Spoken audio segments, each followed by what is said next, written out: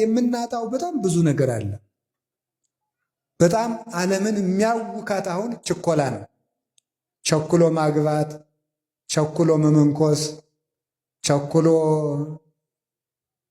መብቃት፣ ቸኩሎ ቅዱስ መሆን ያምራችኋል አይደል? እናንተ ራሳችሁ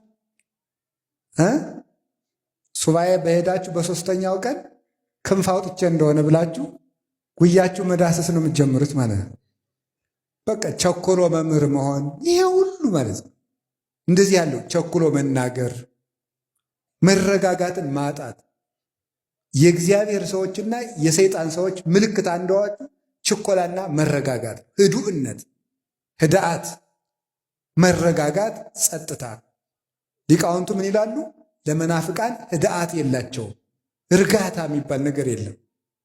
ሁሉንም ቶሎ ሞክረን እንጠፋለን። ሌላው ቀርቶ 5 ዓመት የጸለይንበትን ጊዜ እግዚአብሔር ዛሬ መልስ በሚሰጥበት ጊዜ እኛ አኩርፈን ጥለን እንሄዳለን፣ ቸኩለን ማለት ነው። እግዚአብሔር ደግሞ ኃጢአተኛ ካህንን ቤተ መቅደስ ላይ ወዲያው አይቀስፍም። ለምን? ምዕመናን እንዳይሰናከሉ፣ ቤተ ክርስቲያን የአሕዛብ መሳቂያ እንዳትሆን።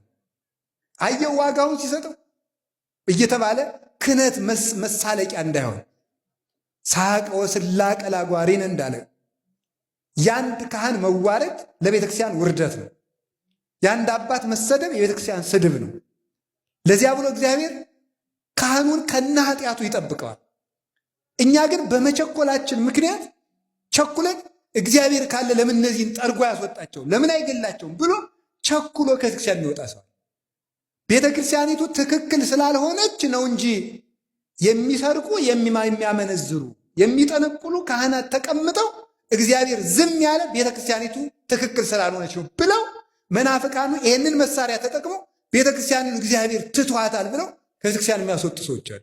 ዓለምን በጥበጥ የሚያደርጓቸው ያለ አውራ በግ መጽነስ የምትችል በግ እንደሌለ ያለ መምህር ምግባር መስራት የሚችል ምዕመን የለም። ሳይማሩ የሚያገቡ ሰዎች፣ ሳይማሩ የሚመነኩሱ ሰዎች በጥበጥ የሚያደርጉ እየሮጠ ሄድና መመንኮስ፣ እየሮጠ ሄድና ደግሞ ዘግቻለሁ ማለት ሰይጣን ሲያጨናንቀው እንዲሁ እኮ እናንተ 1 ወር ፑሻፕ ሳትሰራ ኮማንዶ መሆን ትችላለህ? ነውር አይደለም ወይ? ነውር እኮ ነው ይሄ ማለት ነው። አየር ወለድ ልሁን እንዴት ብለን የምትሆነው? እንዲሁ እኮ አይደርስሉናል። ደረትህ እንደገረረ አጥንትህ እንደደረቀ ማሰሪያ ሳይፈታ ምን ብለህ ነው ኮማንዶ የምትሆን? ሞኝ አረም ነቀላ መሰለህ እንዴ? አይኮንም። እንደዚህ ሁሉ ዝም ብሎ ብድግ እየሮጡ ወደ ሰው ዘግቼ ነው የምጸልይ ከሰይጣን ጋር ደረት ለደረት ውረት እንውረድ ይቻላል? አይቻልም። ደርሶ እየሮጡ መዝጋት ደግሞ ደርሶ ከፍቶ መሮጥ በቅቻለሁ ማለት ይሄ ነው። ደርሶ መዝጋት፣ ደርሶ መክፈት ማለት ደርሶ ማግባት፣ ደርሶ መፋታት። ይሄ ነው ችግሩ። ተምሮ መግባት። አሁን እንደው ስታገው ምን እያደረጋችሁ እንደሆነ ይገባችሁ? ምን